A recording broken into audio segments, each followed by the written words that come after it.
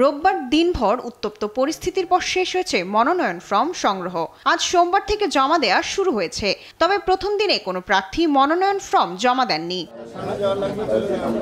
মনোনয়ন ফর্ম জমা দেওয়ার সময় বাধ্যতামূলক জমা দিতে হচ্ছে ডপ টেস্টের রিপোর্ট। সকাল থেকে নমুনা দিয়েছেন প্রার্থীরা। আমাদের দাবি ছিল 24-25 শিক্ষাবর্ষে প্রথম বর্ষের শিক্ষার্থীদেরকে ভোটার অধিকার নিয়ে তাদের ভোটার অধিকার নিশ্চিত করার জন্য।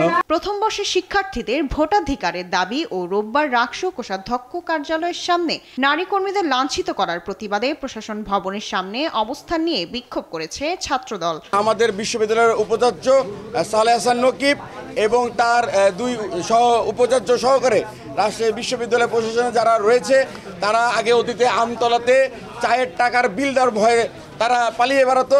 সেই উপাচার্য 3টি সংগঠন শিবির সহ তার বানানো 2টি সংগঠনকে 5 লাখ করে 15 লক্ষ টাকা প্রদান করা হয়েছে। এদিকে দুপুরে উপাচার্যের সঙ্গে বৈঠক শেষে মনোনয়ন ফর্ম সংগ্রহের সময় আরও 2 দিন বাড়িয়েছে নির্বাচন কমিশন। এছাড়া প্রথম বর্ষের শিক্ষার্থীদের ভোট গ্রহণের বিষয়টিও বিবেচনায় নেওয়া হয়েছে। গতকাল যেহেতু কিছু অনাকাঙ্ক্ষিত ঘটনা ঘটেছে, এই সংক্রান্ত বিষয়ে নির্বাচন কমিশন তার বিধিমালা পরিপন্থী কিছু কার্যক্রম হলেও খুব ক্ষমাসুন্দর দৃষ্টিতে এটা দেখছে যে শিক্ষার্থীদের মধ্যে কিছু ভুল বোঝাবুঝি হয়েছে, এটা যেন ভবিষ্যতে না হয় এবং নিরাপত্তার বিষয়টি আমরা প্রশাসনের দৃষ্টি আকর্ষণ করেছি। এই যে 24-25 সেশনের শিক্ষার্থীরা এখানে ভোটার হতে পারবে কিনা এই সংক্রান্ত বিষয়ে আমরা একটু প্রস্তুতিটা জানার জন্য এসেছিলাম এবং ভাইস চ্যান্সেলরকে আমরা অনুরোধ করেছি আজকের মধ্যে যেন ওনাদের প্রস্তুতিটা আমাদেরকে জানায়। বিশ্ববিদ্যালয়ের কেন্দ্রীয় ছাত্র সংসদ নির্বাচনে এ পর্যন্ত 318 জন, সিনেট ছাত্র প্রতিনিধি পদে 69 জন